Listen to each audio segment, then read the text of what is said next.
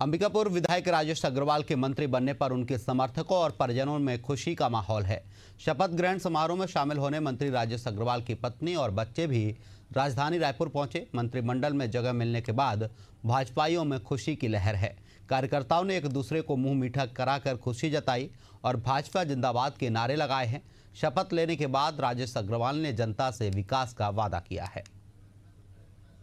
कवायदों के बीच विष्णु देव साय का मंत्रिमंडल विस्तार संपन्न हुआ।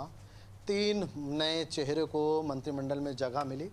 उसमें से एक चेहरा काफ़ी सुर्खियों में था, क्योंकि सुर्खियों में होने की वजह ये भी थी कि लंबे समय से राजनीतिक और रियासतकालीन बड़े दिग्गज के रूप में देखे जाने वाले छत्तीसगढ़ के पूर्व उप मुख्यमंत्री टी सिंहदेव को उन्होंने पराजित दिया था।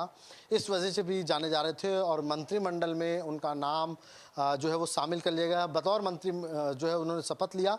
शपथ तो उन्होंने ले लिया है, लेकिन इस पूरी खुशी में परिवार की महत्वपूर्ण भूमिका होती है और ये भी कहा जाता है कि पति के कामयाबी के पीछे पत्नी और परिवार का जो हाथ हुआ करता है। तो हमारे साथ इस खास मौके पर बातचीत करने के लिए उनकी पत्नी और बिटिया मौजूद है।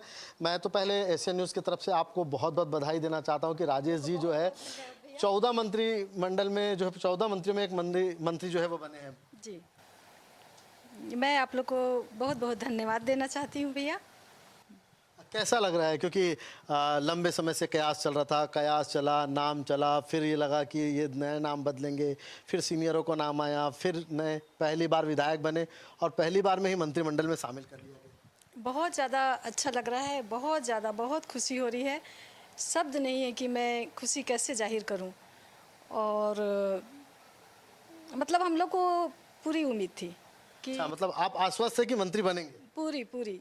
अच्छा, क्योंकि देखिए परिवार में पत्नी की महत्वपूर्ण भूमिका होती है, क्योंकि सियासी तमाम दांव पेच की बात करें, क्योंकि काफ़ी संघर्ष कर टी सिंहदेव के सामने खड़े होना अपने आप में एक बड़ी चुनौती थी। तो किस तरह से आप उसे चुनौती मानते हुए साथ दे रही थी और किस तरह से आप उनके साथ थी?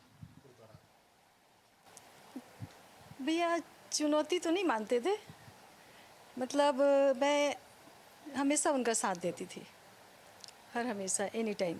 आप चाहती है कोई ऐसा विभाग उनको मिले जो आपका पसंदीदा, और उनको क्योंकि पत्नी अपने पति के रुचि को भी जानती है और समझती भी है, तो आपको ऐसा कुछ लगता है कि उनका कोई पसंदीदा विभाग है आप चाहते? नहीं भैया, जो मिलेगा वो सराखो। बिटिया भी हमारे साथ है। बिटिया, आपको पहले तो ढेर सारी बधाई कि पापा जो है वो साय कैबिनेट के मंत्री बन गए। Thank you so much. कैसा फील कर रही है? पापा को राजभवन में मंत्री पद की शपथ लेते हुए देखा है आपने, कैसा दिखा?